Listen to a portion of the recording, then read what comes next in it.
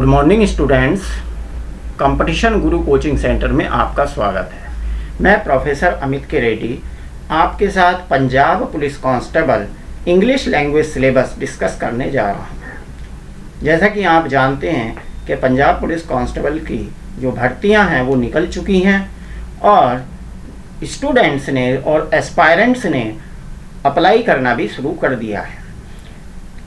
आपकी ज़रूरत को ध्यान में रखते हुए मैं ये वीडियो बनाने जा रहा हूँ। इस वीडियो से आपको बहुत बेनिफिट मिलेगा, बहुत फ़ायदा मिलेगा और आप समझेंगे कि सिलेबस में क्या है और हमें किस टाइप से प्रिपरेशन करनी है। तो ये जो इंग्लिश लैंग्वेज सिलेबस है ये एक टाइप की लैंग्वेज स्किल्स पर बेस्ड है। किस पर बेस्ड है? लैंग्वेज स्किल्स पर। इसमें डिफरेंट टॉपिक्स लिए गए हैं। टोटली ये अगर देखा जाए तो ये कंप्लीटली ग्रामर का पार्ट है। ठीक है, ग्रामर बेस्ड है। अब इस ग्रामर बेस्ड में हमें जो पार्ट्स ऑफ स्पीच होते हैं वो हमें पूरे स्टडी करने होते हैं, जैसे noun, pronoun, adjective, adverb, preposition,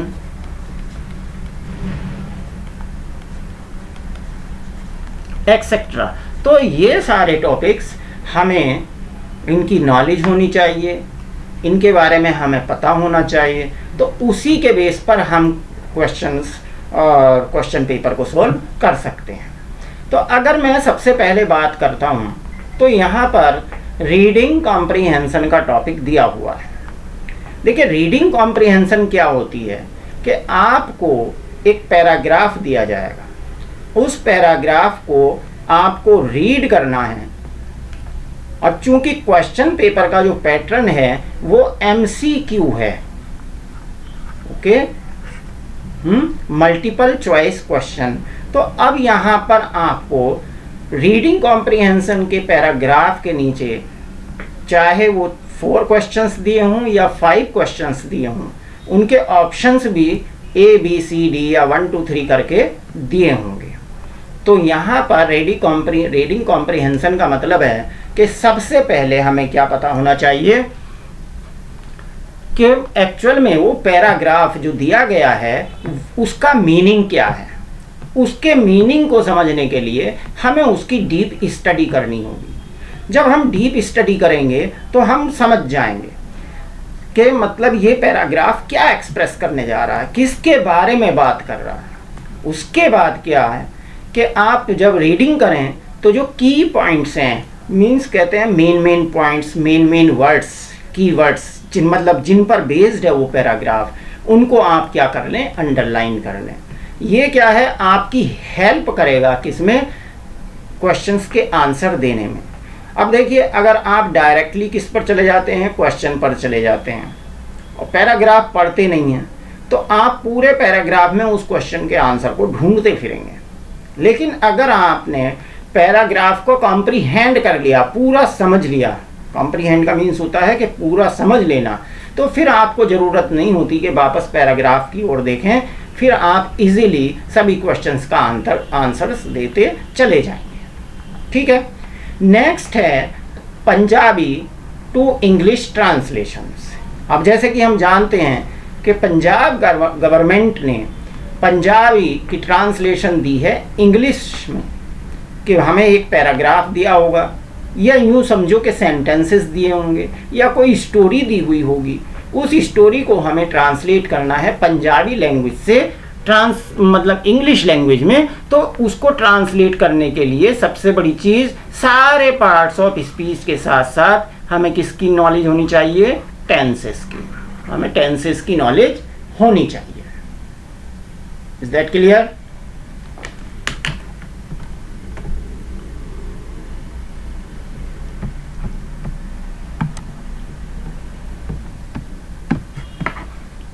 अब जब हमें टेंसेस की नॉलेज होगी तो ऐसे में हम इजीली उसको क्या कर सकते हैं, ट्रांसलेट कर सकते हैं।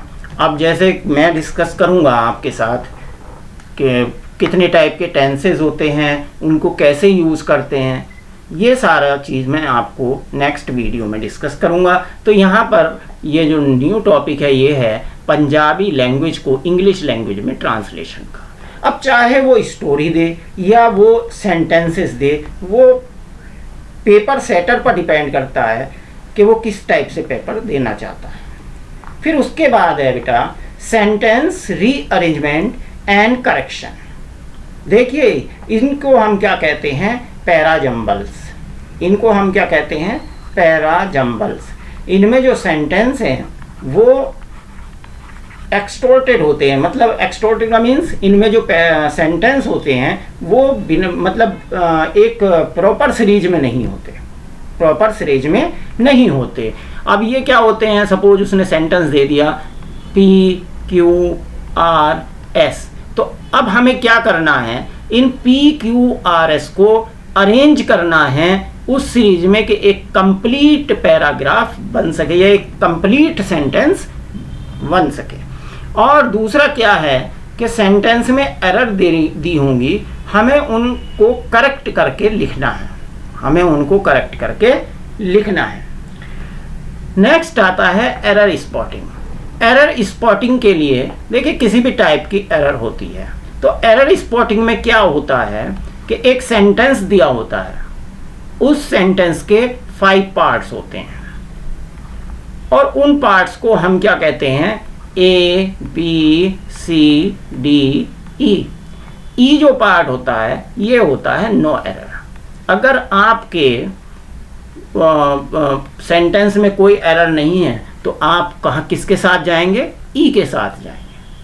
अदरवाइज अगर एरर है तो आपको वो करेक्शन नहीं करना, वही आपका आंसर होगा जिस पार्ट में वो एरर होगी। अगर ए पार्ट में एरर है तो ये आपका आंसर है, बी पार्ट में एरर है तो ये आपका आंसर है, सी पार्ट में एरर है तो ये आपका आंसर है, डी पार्ट में एरर है तो ये आपका आंसर है। और ये एरर हम कैसे आइडेंटिफाई करेंगे, एक तो नाउन सब्जेक्ट वर्ब एग्रीमेंट से, दूसरा यूज ऑफ प्रपोजिशन से, एडवर्ब के यूज से, एडजेक्टिव के यूज से, मीन्स जो भी पार्ट्स ऑफ स्पीच उसमें यूज हुए हैं और सेंटेंस किस टेंस का है और प्रोग्रेस किस टेंस में हो रही है, ये सारी बातें ध्यान में रखते हुए हम क्या करते हैं, एरर स्पॉट करते हैं।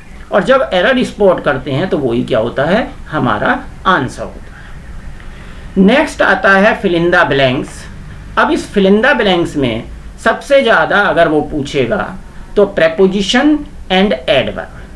प्रेपोजिशन और एडवर्ब ये जो 2 पार्ट्स हैं ये इनको फिल इन द ब्लैंक्स के लिए, इवन दैट आर्टिकल्स, आर्टिकल्स जैसे ए, एन एंड द, तो इन आर्टिकल्स को भी वो क्या कर सकता है, पूछ सकता है। तो यहाँ पर फिल इन द ब्लैंक्स में कुछ नाउन के वर्ड्स वो दे सकता है, एडजेक्टिव वो पूछ सकता है, डिपेंड करता है कि वो किस टाइप के फिल इन द ब्लैंक्स दे रहा हो। तो हमारा मेन फोकस किस पर होना चाहिए फिल इन द ब्लैंक्स में, एक तो हमारी जो आर्टिकल्स हैं उनका कंसेप्ट आपको बिल्कुल क्लियर होना चाहिए, दूसरा यूज ऑफ प्रपोजिशन आपको आना चाहिए कि किसके साथ कौन सी प्रपोजिशन किस में, टाइम में, प्लेस में, ठीक है, कौन कौन सी प्रपोजिशन यूज़ होती हैं, उन सब की इंफॉर्मेशन और नॉलेज हमें होनी चाहिए। Similarly proper use of adverb and adjective, ये नॉलेज हमें होनी चाहिए।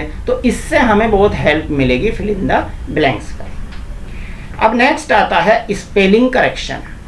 स्पेलिंग करेक्शन में क्या होता है, हमें 4 to 5 रॉन्ग स्पेलिंग्स दी होती हैं। 4 to 5 स्पेलिंग्स दी होती हैं एक ही वर्ड की, सिमिलर वर्ड की। हमें क्या करना है, उसमें से करेक्ट स्पेलिंग को फाइंड आउट करना है। अगर हमने उसमें से करेक्ट स्पेलिंग फाइंड आउट कर ली तो वही हमारे क्वेश्चन का आंसर होगा, वही हमारे क्वेश्चन का आंसर होगा। सपोज 4 ऑप्शंस दिए हैं तो उन 4 ऑप्शंस में से 3 ऑप्शंस ऐसे होंगे कि जिसमें स्पेलिंग गलत होगी, 4th कोई भी हो सकता है, चाहे वो A, B, C, D, मतलब जो एक ऑप्शन उनमें से ऐसा होगा कि जिसमें जो बिल्कुल करेक्ट होगा, जिसकी स्पेलिंग बिल्कुल करेक्ट होगी। तो इस टाइप से हमें ये हेल्प करेगा फाइंड मतलब वोकेबलरी की स्टडी में। अब ये सारे पार्ट्स किस में आते हैं, स्पेलिंग करेक्शन क्या होता है कि सब ये इसमें आता है, वोकेबलरी की का पार्ट है। अगर हमारी वोकेबलरी अच्छी है तो हमें इसमें कोई भी प्रॉब्लम नहीं आने वाली, और अगर हम वोकेबलरी में वीक हैं तो ये हमारे लिए थोड़ा सा प्रॉब्लम क्रिएट कर सकता है।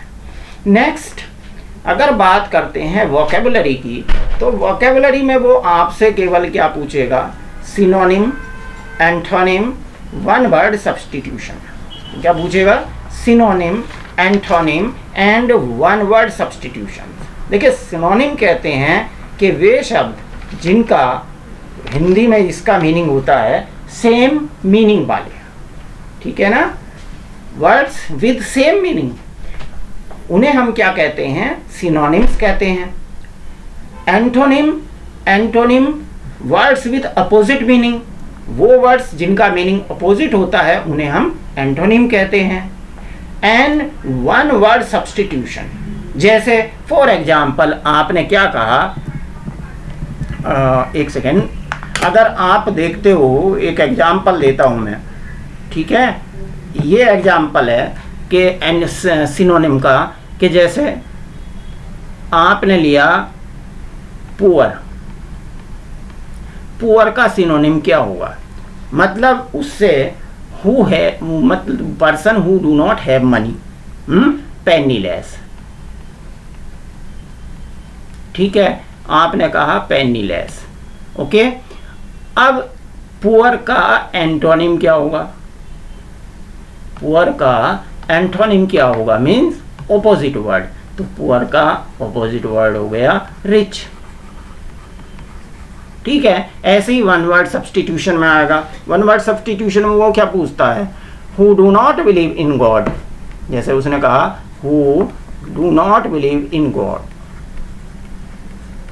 बिलीव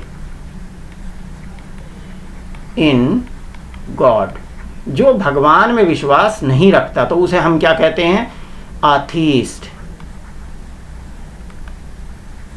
ठीक है, नास्तिक, जिसका मीनिंग होता है नास्तिक। तो इस टाइप से ये टॉपिक्स आएंगे। अब यहाँ पर अगर ओवरऑल देखें, ओवरऑल सिलेबस को अगर हम डिस्कस करते हैं तो उसमें क्या आएगा, ओवरऑल सिलेबस को डिस्कस करते हुए क्या आएगा कि आपको रीडिंग कॉम्प्रिहेंशन के लिए भी ग्रामेटिकली स्ट्रांग होना है और वोकेबलरी आपकी अच्छी होनी चाहिए। ऐसे ही पंजाबी से अगर इंग्लिश में ट्रांसलेट करना है तो आपको वर्ड मीनिंग्स पता होने चाहिए, और दूसरी बात टेंस की नॉलेज के किस टेंस में वो सेंटेंस है और उसको हमें उसी टेंस में ट्रांसलेट करना।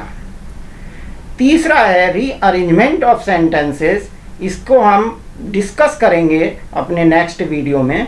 ये क्या है रीअरेंजमेंट ऑफ सेंटेंसेस, कि 4 सेंटेंसेस आपको कैसे दे दिए जाएंगे, जंबल करके दे दिए जाएंगे, कि कोई मतलब उनकी सीरीज नहीं होगी, ABCD में या PQRS में वो दे दिए जाते हैं।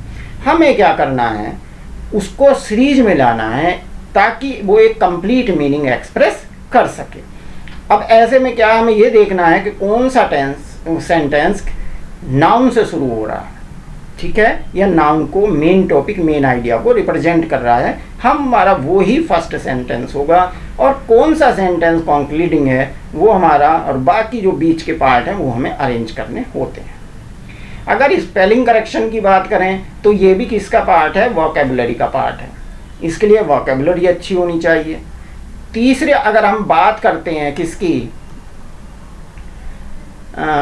सिनोनिम्स की, एंटोनिम्स की एंड वन वर्ड सब्स्टिट्यूशन की, तो आप देखोगे कि ये इतना टफ नहीं है जितना कि हम सोचते हैं, ये इतना टफ नहीं है। और फिर आपका जो लेवल है वो इतने मतलब आपसे इतने हाई लेवल वाले क्वेश्चंस नहीं पूछे जाने वाले। ये है कि आपको सबसे पहले, अब चूंकि पेपर का पैटर्न एडवांस ही होगा, बेसिक नहीं होगा जैसा कि लगता है, उसको देखते हुए कि ये पैटर्न एडवांस होने वाला है, तो इसके लिए हमें फुल्ली प्रिपेयर होना होगा। किसके लिए, इंग्लिश लैंग्वेज के लिए, लैंग्वेज स्किल्स के लिए हमें पूरी ग्रामर पढ़नी होगी, हमें पंजाबी को इंग्लिश में ट्रांसलेट करना सीखना होगा। वो हम कैसे सीखेंगे? जब हम सब टेंसेस की हमें नॉलेज होगी। ऐसे ही रीडिंग कॉम्प्रिहेंशन में हमें पूरे मतलब पैराग्राफ को रीड करना है, उसको कॉम्प्रिहेंड करना है और उसके बाद क्वेश्चंस का आंसर्स देना है। एरर स्पोर्ट में भी बेटा जब तक वर्ब और आपके पार्ट्स ऑफ स्पीच आपके लिए क्लियर नहीं होंगे तब तक आप एरर स्पोर्ट नहीं कर सकते। ऐसे ही अगर फिल इन द ब्लैंक्स की बात करें तो फिल इन द ब्लैंक्स में मोस्टली वो आपसे क्या फिल कराएगा? प्रेपोजिशन और एडवर्ब। अब preposition of time, preposition of place, preposition of action वगैरह वगैरह, ये सारी जो प्रेपोजिशन है हमें इनकी नॉलेज होनी चाहिए। और वोकैबुलरी में बात करते हैं सिनोनिम, एंटोनिम और वन वर्ड सब्स्टिट्यूशन की। इसके बारे में हमें पूरी थिसॉरस की नॉलेज होनी चाहिए।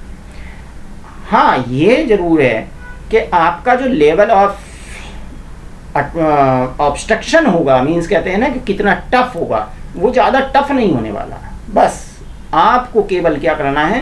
बेसिक नॉलेज कॉम्प्रिहेंड करनी है। देखिए जितने भी इसमें क्वेश्चन पेपर्स हैं सब इक्वल मार्क्स के हैं, तो इंग्लिश भी मतलब हर सब्जेक्ट की अपनी एक इम्पोर्टेंस है। वो स्टूडेंट्स जो पंजाब पुलिस कांस्टेबल के लिए अप्लाई करने वाले हैं या कर चुके हैं वो इस वीडियो को ज़रूर देखें। और अगर वो गाइडेंस चाहते हैं तो कंप्यूटर कंपटीशन गुरु से बेस्ट ऑप्शन उनके लिए कोई नहीं होगा। तो इसलिए अगर आप इंटरेस्टेड हैं और पहले ही अटेम्प्ट में अगर आप सक्सेस अचीव करना चाहते हैं तो ज्वाइन आवर मतलब हमारे एस्टीम्ड कंपटीशन गुरु कोचिंग सेंटर को आप ज्वाइन कीजिए। हम आपके शोल्डर टू शोल्डर मीन्स कंधा मिलाकर आपके साथ चलेंगे और आपकी सक्सेस में पूरा कंट्रीब्यूट करेंगे। Thank you very much.